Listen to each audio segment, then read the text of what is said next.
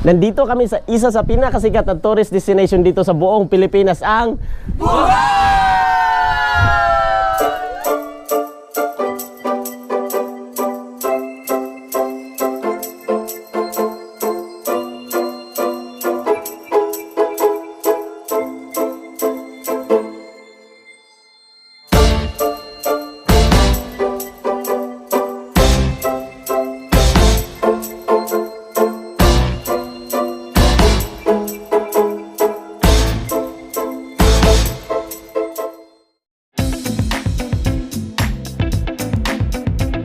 Nandito kami ngayon sa lalawigan ng Bohol, isa sa pinakasikat na pinupuntahan ng mga turista dahil sa nakakamangha at napakagandang mga pasyalan. Isa sa pinakaunang puntahan namin ngayon, ang pinakakilala sa buong mundo, ang Chocolate Hills sa bayan ng Carmen.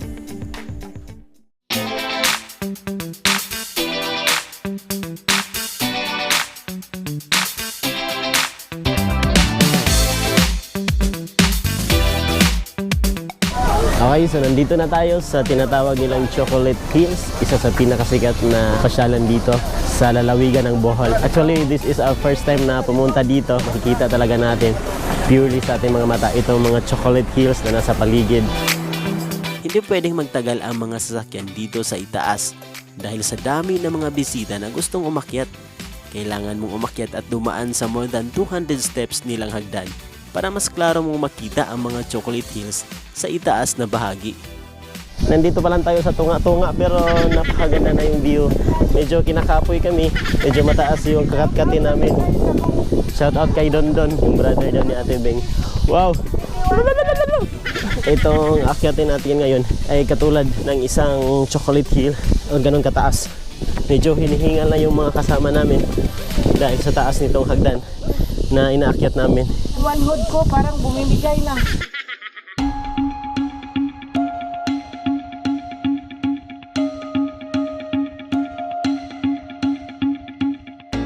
Ang Chocolate Hills sa Bohol ay isang sikat na tanawin sa Pilipinas. Ito ay binubuo ng mahigit 1,200 na mga burol. Tinatawag itong Chocolate Hills dahil sa kanilang kulay na tsokolate tuwing tag-init.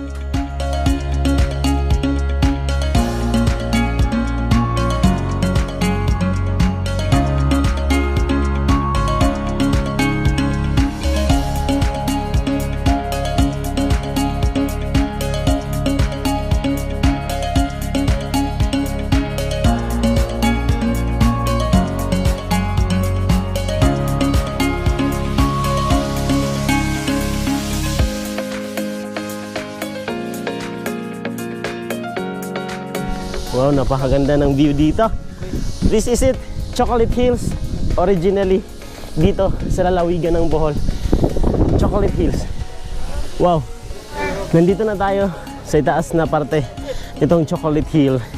And kung gaano ito kataas, ganun rin yung level na makikita natin sa mga bundok na makikita natin dito sa paligid. This is our first time na makita itong mga bulok-bulukin o yung mga ganitong view dito sa bayan ng Bohol. Ang dami mga turista dito nakasama natin sa pag-akyat. Yung iba nakasulubong natin. So dito sa kanilang tuktok nitong bundok ng Chocolate Hill ay meron sila ditong parang wishing well. Makikita natin itong mga coins na sa Tagalog ng gihulog.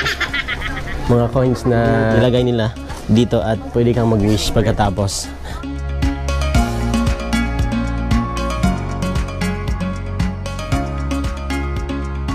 Second destination natin ay ang Tarsier Sanctuary na makikita pa rin mismo sa lugar ng Bohol. Pagkatapos namin magbayad ng entrance fee, ay pumasok kami sa malagubat na lugar kung saan dito makikita ang mga tarsier. So nandito na tayo sa ating pangalawang destination dito sa Monkey Sanctuary. Dito sa Tarsier Sanctuary. So dito, itong pasyalan na to ay dito talaga natin makikita na itong mga tarsier na nandito sa mga puno. Dito sila nakatira.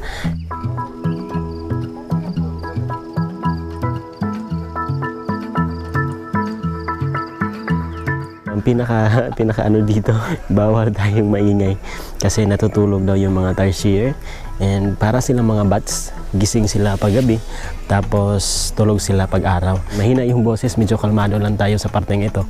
Pero kanina pa to, nung nandun pa tayo sa Chocolate Hills, kalmado lang tayong pagkatao.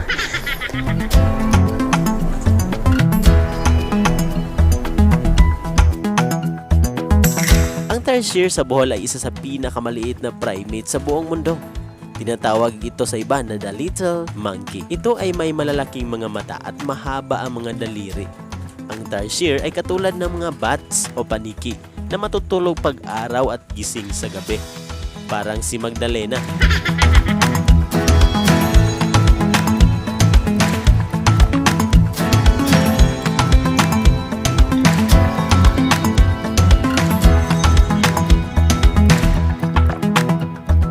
Ang pangatlong destinasyon ay ang man-made forest ng Bohol. So, nandito na tayo sa ating pangatlong destinasyon dito sa bayan o lalawigan ng Bohol, ang man-made forest na nandito sa... Ang saan nga ako, Andre, no?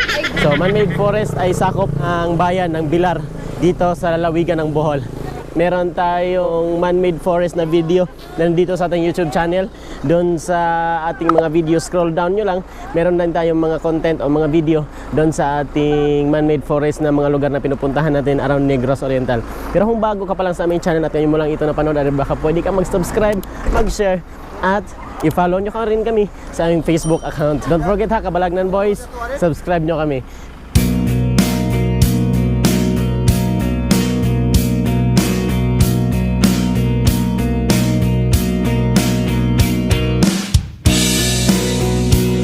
Ito ang pinaka-open sa lahat pagdating sa pasyalan dahil wala itong entrance fee.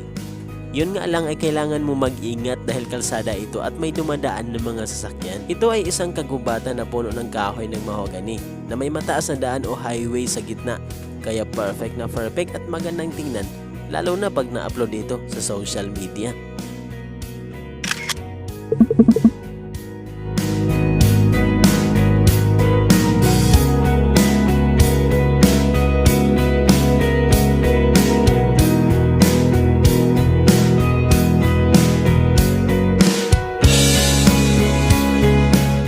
Apat na destinasyon natin ay ang Bohollywood. Nasa mga 1 hectare lang ang lawak nito.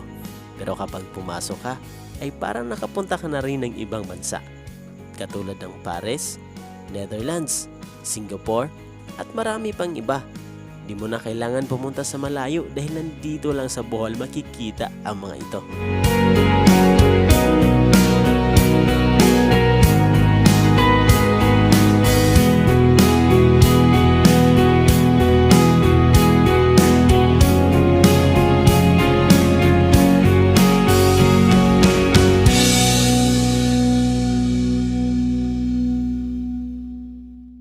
At syempre, dahil ay pauwi na tayo, ay hindi mawawala itong kanilang delicacy at originally made from Bohol, ang tinatawag nilang Kalamay Hati.